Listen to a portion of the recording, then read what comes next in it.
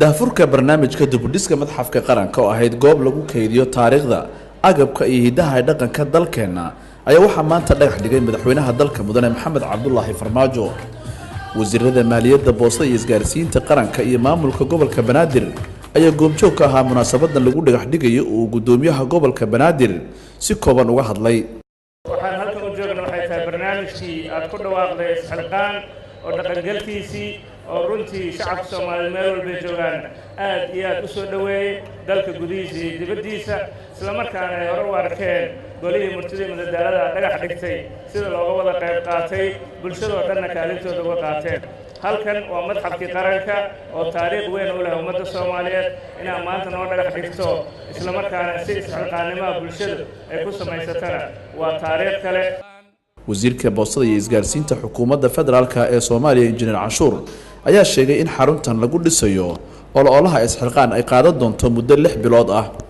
mudane madaxweyne maanta waxaa sharaf inoo ah inaynu taaganahay munaasabadii dhagax dhigga madxafka qaranka madxafkaas oo muddo 30 sano ku dhawaad ah burbursanaa.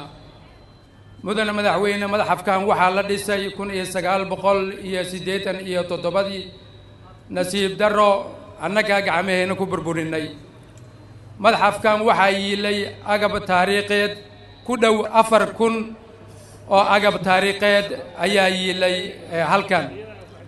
waxaa nasiib wanaag ah mudane madaxweyne inaynu maanta aynu dib ugu dhisanayno madxafkii qaranka barnaamijkii aad ku dhawaaqday isxilqaan oo ahaa isku tashi iyo in ummadda Soomaaliyeed dal dib ugu dhistaan ayagoo muwaadin kasta uu ku darsanayo maalkiisa ama muruqiisa ama maskaxdiisba quba intuu tabarahayo.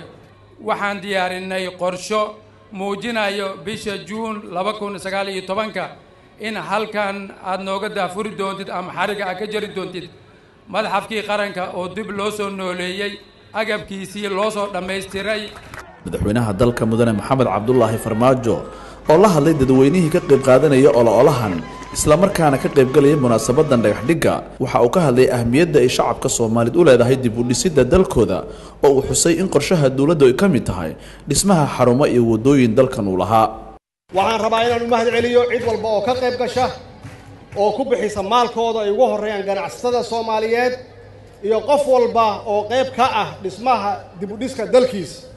yaa dhisaya yaa mas'uuliyadda ka saaran tahay inuu dib dalkan u soo dhiso.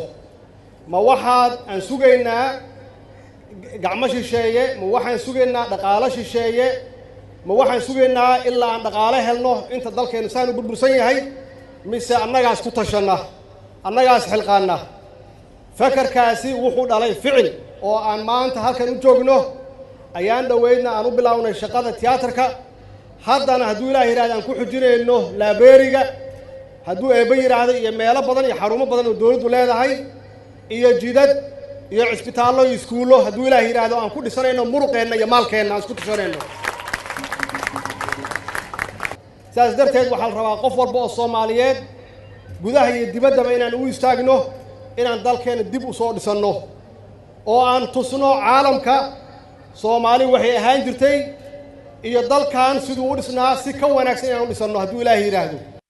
dagaaladii Soomaaliya ka dhacay horaantii 90-midii waxa ay sabab u noqdeen in madxafka qaranka uu noqdo goob maran oo aysan jirin raad laga hayo agabkii yaalay marka laga reebo magaca dhismaha xaruntan.